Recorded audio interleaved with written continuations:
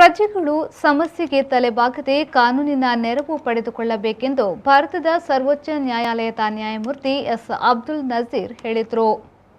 ಕರ್ನಾಟಕ ರಾಜ್ಯ ಕಾನೂನು ಸೇವೆಗಳ ಪ್ರಾಧಿಕಾರ, ದಕ್ಷಿಣ ಕನ್ನಡ ಜಿಲ್ಲಾ ಕಾನೂನು ಸೇವೆಗಳ ಪ್ರಾಧಿಕಾರ, ಮೂಡಬಿದ್ರೆ ವಕೀಲರ ಸಂಘ ಹಾಗೂ ಆಳ್ವಾಸ್ ಶಿಕ್ಷಣ ಪ್ರತಿಷ್ಠಾನದ ಸಂಯುಕ್ತಾಶ್ರಯದಲ್ಲಿ ಆಳ್ವಾಸ್ ಕಾಲೇಜಿನ ನುಡಿಸಿರಿ ವೇದಿಕೆಯಲ್ಲಿ ಕಾನೂನು ಸೇವಾ ಶಿಬಿರವನ್ನು ಉದ್ಘಾಟಿಸಿ ಮಾತನಾಡಿದರು. ದೇಶದ ಜನಸಂಖ್ಯೆಗನುಗುಣವಾಗಿ ನ್ಯಾಯಾಲಯಗಳು ಇಲ್ಲದಿರುವುದರಿಂದ ಪ್ರಕರಣಗಳು ಬಾಕಿ ಉಳಿದಿದೆ. ಹಾಗಂತ ಭಾರತದ ಯಾವ ಪ್ರಜೆಯೂ ಸಮಸ್ಯೆಗೆ ತಲೆಬಾಗದೆ ಕಾನೂನಿನ ಮೂಲಕ ಪರಿಹಾರ ಪಡೆದುಕೊಳ್ಳಬೇಕು.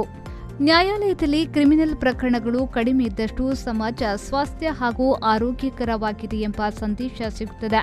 ಹಾಗೆಯೇ ಸಿವಿಲ್ ಪ್ರಕರಣಗಳು ಹೆಚ್ಚಾದಷ್ಟು ಕಾನೂನಿನ ನೆರವು ಪಡೆಯಲು ಜನರು ಮುಂದಾಗಿದ್ದಾರೆ ಎಂದು ತಿಳಿಯುತ್ತದೆ ಎಂದು ಹೇಳಿದರು.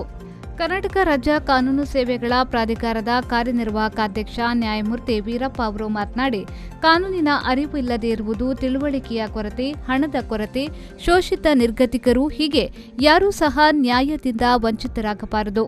ಉಚಿತವಾಗಿ ಕಾನೂನು ಸೇವೆ ಸಲಹೆ ಕಾರ್ಯಾಗಾರ ನಡೆಸಿ ಜನರಲ್ಲಿ ಅರಿವು ಮೂಡಿಸಿ ಜನರ ನೆರವಿಗೆ ನಿಲ್ಲುವುದೇ ಪ್ರಾಧಿಕಾರದ ಮೂಲ ಉದ್ದೇಶ ಎಂದು ಹೇಳಿದರು.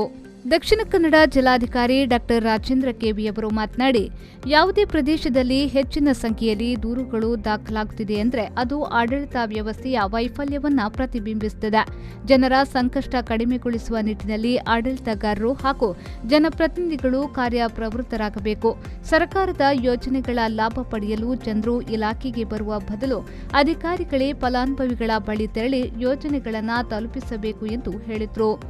ಕಾರ್ಯಕ್ರಮದಲ್ಲಿ ಮೂಡಬಿದ್ರೆಯ ವಕೀಲರ ಸಂಘದ ಅಧ್ಯಕ್ಷ ಎಂ ಸುಬ್ರಹ್ಮಣ್ಯ ತಂತ್ರಿ, ಕರ್ನಾಟಕ ಉಚ್ಚ ನ್ಯಾಯಾಲಯದ ರಿಜಿಸ್ಟ್ರಾರ್ ಜನರಲ್ ಟಿಜೆ ಶಿವಶಂಕರೇಗೌಡ, ಆಳ್ವಾಸ್ ಶಿಕ್ಷಣ ಪ್ರತಿಷ್ಠಾನದ ಅಧ್ಯಕ್ಷ ಡಾ ಮೋಹನ್ ಆಳ್ವ ಉಪಸ್ಥಿತರಿದ್ದರು. ಪ್ರೇಮಶ್ರೀ, ವಿ4 ನ್ಯೂಸ್, ಮೂಡಬಿದ್ರೆ.